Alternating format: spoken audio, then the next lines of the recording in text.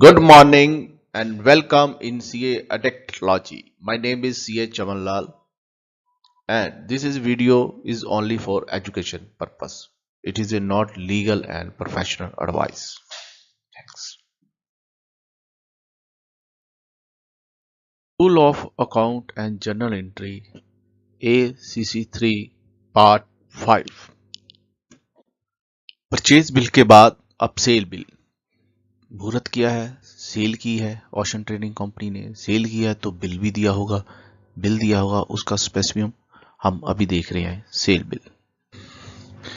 अब जहां हमने क्या लिखा है सप्लाई ऑफ बिल या बिल ऑफ सप्लाई, यहां पहले हमने परचेज में क्या देखा था टैक्स इनवॉइस, पर यहां लिखा है बिल ऑफ सप्लाई या सप्लाई ऑफ बिल।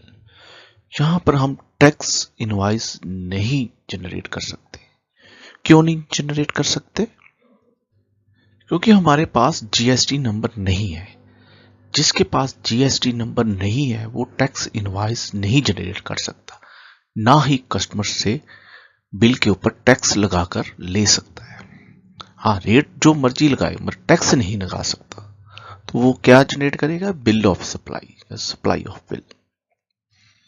और दूसरे में क्या देखेंगे? बिल नंबर सेम है, डेट भी होनी चाहिए, और यहाँ नेम और एड्रेस। अब हमने कैश सेल किया, नेम तो पता नहीं हमने कैश सेल की, छोटा सी दुकान है, कैश सेल लिख दी, जीएसटी नंबर हमारा भी नहीं है तो कस्टमर का तो होगा ही नहीं, तो अनरजिस्टर लिख देंगे।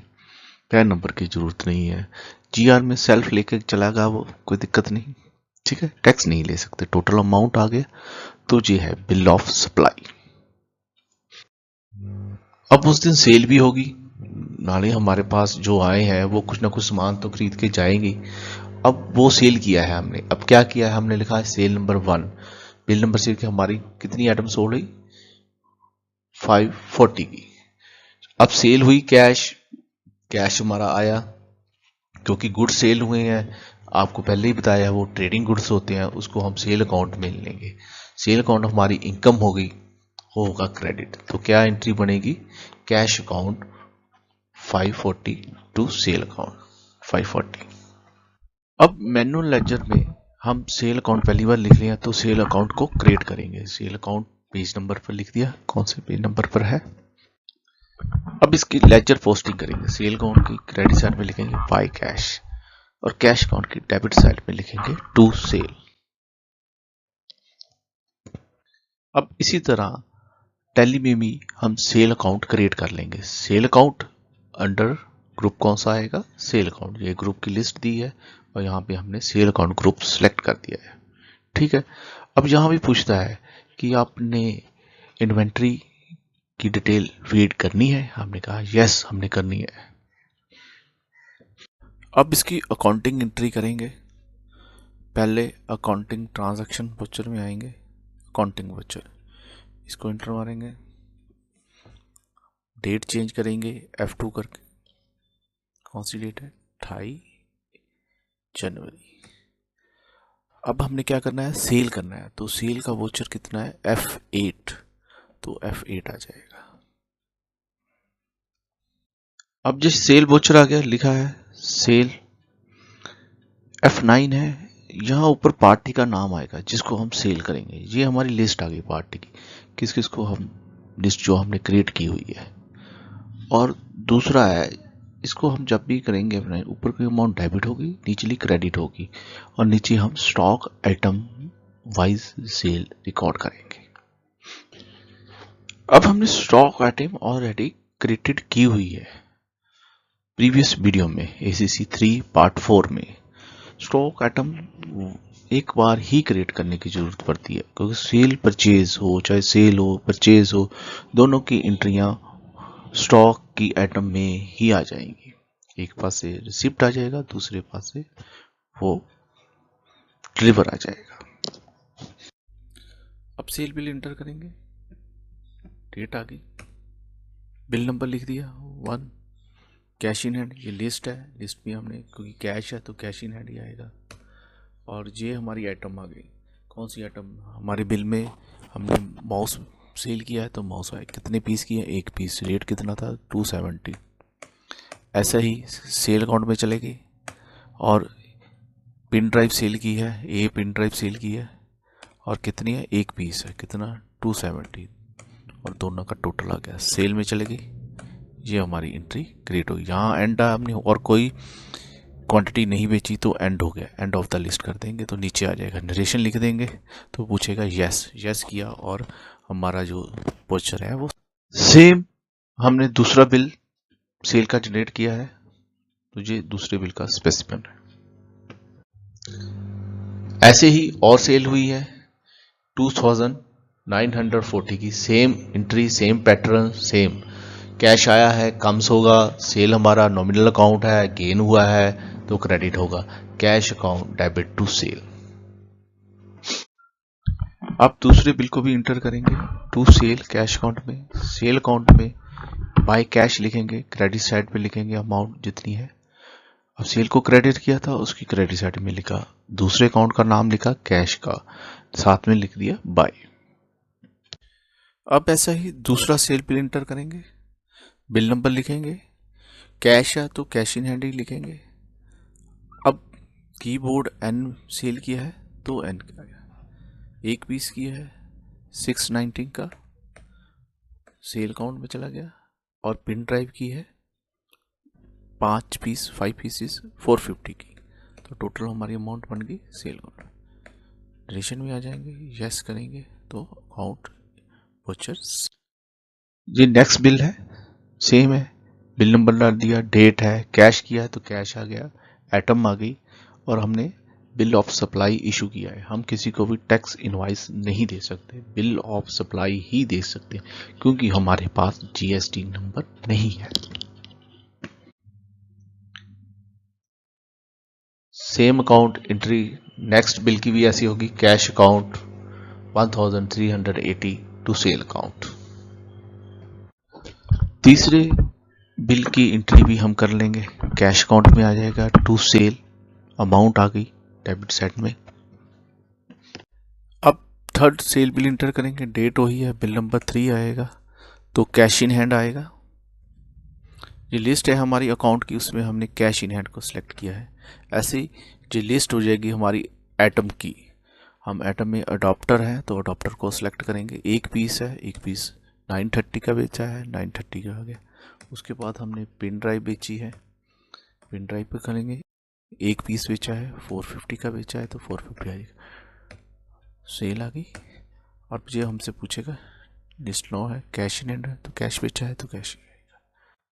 फोर्थ बिल आ गया, फोर्थ बिल भी हम कैश ही किया है तो कैश ही आएगा, कोई नेम एड्रेस नहीं आएगा, स्मॉल अमाउंट है, छोटी सी दुकान है, बिल ऑफ सप्लाई आई है क्योंकि हमारे पास जीएसटी नंबर नहीं है, हम टैक्स इनवॉइस नहीं इशू कर सकते तो हम bill of supply he issue करेंगे। अब जहां एक और चीज हम इंपॉर्टेंट चीज डिस्कस करेंगे, जहां कैश अमाउंट बनी है 46,265, क्या पर्सन ये कैश परचेज कर सकता है इतनी अमाउंट की, ये देखना है।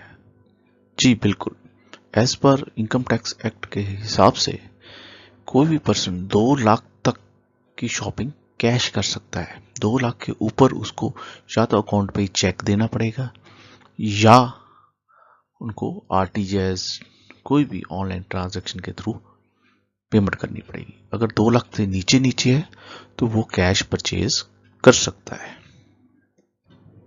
पर कोई बिजनेसमैन, जैसे ओशन ट्रेडिंग कंपनी है, एक बिजनेस फर्म है, अब इसने किसी दूसरी फर्म से, जैसे हमने बेटर चॉइस से परचेज किया था, क्या हम उनको कैश दे सकते हैं? नहीं, हम 10,000 से ज़्यादा कैश नहीं दे सकते क्योंकि बिजनेस टू बिजनेस ट्रांजैक्शन है, उसकी लिमिट है।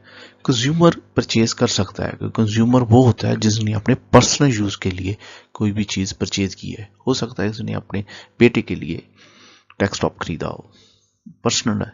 अगर ये बिजनेस लिए खरीदेगा तो इनको चेक ही देना पड़ेगा, या 10,000 तो ज़्यादा वो कैश नहीं दे सकता एक सिंगल डे में।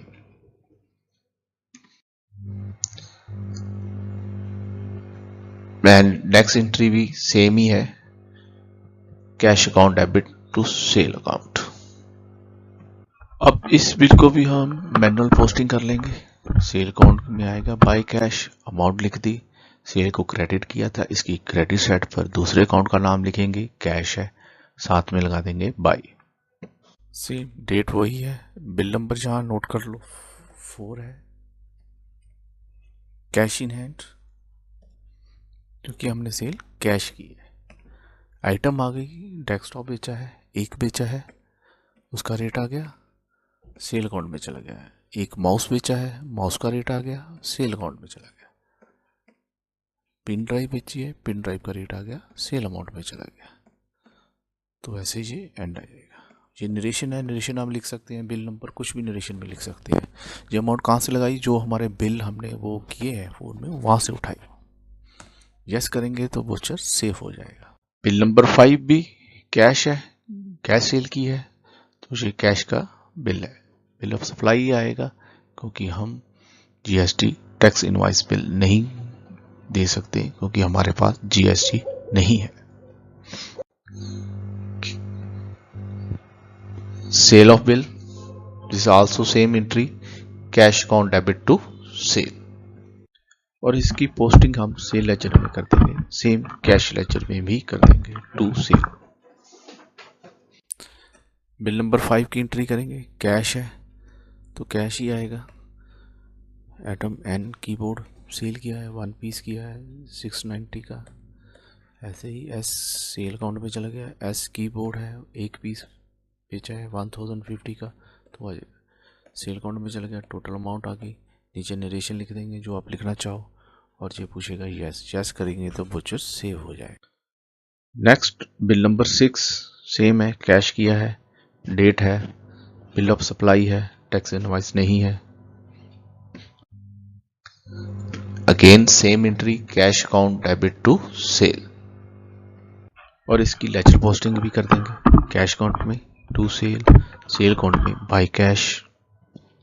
सेल की क्रेडिट साइड में अमाउंट आएगी, दूसरे अकाउंट का नाम आएगा कैश, और साथ में लगा देंगे हम बाय। ऐसे ही बिल नंबर 6 की एंट्री करेंगे, कैश सेल की है तो कैश ही आएगा।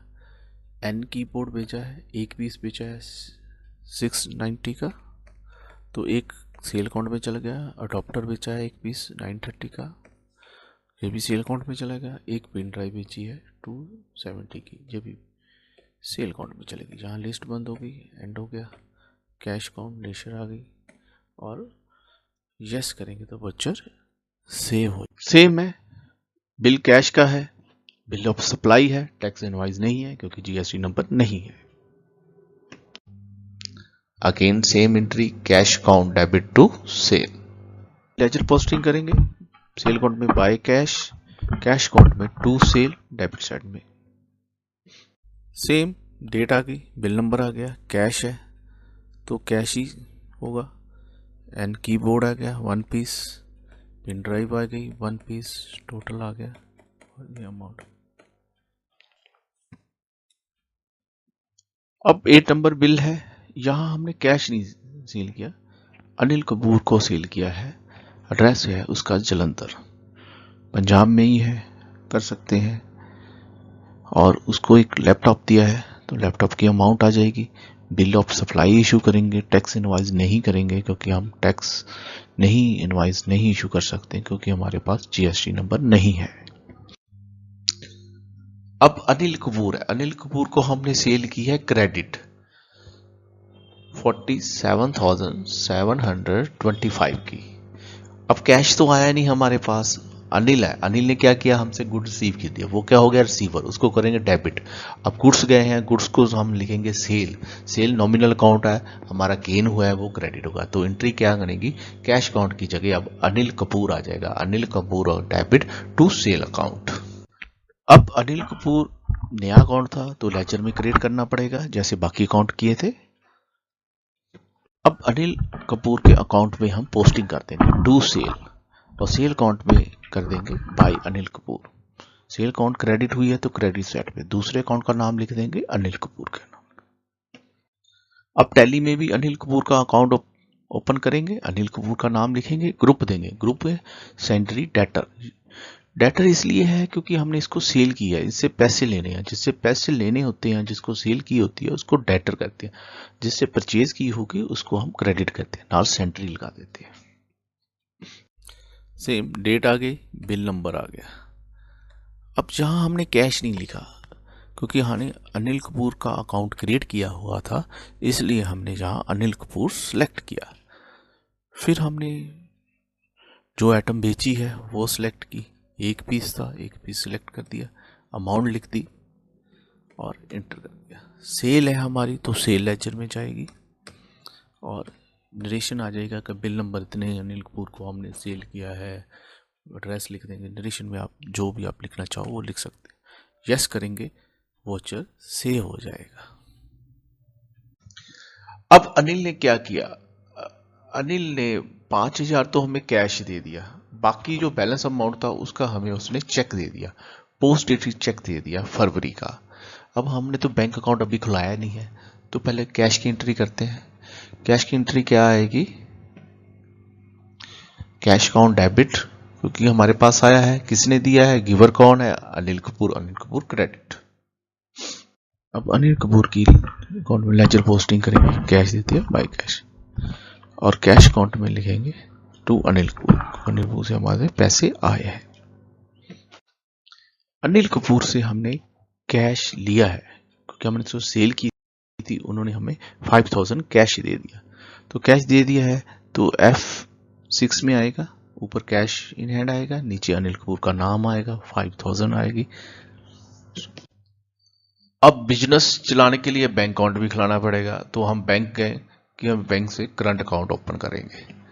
तो बैंक वाले क्या कहते हैं, बैंक कहते हैं फॉर्म दे दो, पैन कार्ड की कॉपी दे दो, आधार कार्ड की कॉपी दे दो, लाइसेंस फीस दे दो, जो आपने बिजनेस शॉप जहां बनाई है तो म्यूनिसिपल कॉर्पोरेशन को एक लाइसेंस बनता है, तो उसकी फीस जमा होती है, उसकी रसीद दे दो, आधार उद्यम सर्टिफिकेट दे दो जो पहले हम बना चुके हैं, रेंट एग्रीमेंट, क्योंकि आपकी तो अपनी शॉप नहीं है, आप तो शॉप रेंट पर लिया तो उसका एग्रीमेंट भी होगा, तो रेंट एग्रीमेंट की कॉपी भी दे दो, फोटो, जो आप ओनर हो, आप प्रोप्राइटर हो पर आप ओनर हो तो आपकी फोटो भी चाहिए, एंड गेट रजिस्ट्रेशन सर्टिफिकेट, अगर आपके जीएसटी आपकी है तो उसका सर्टिफिकेट भी हमें दे दो।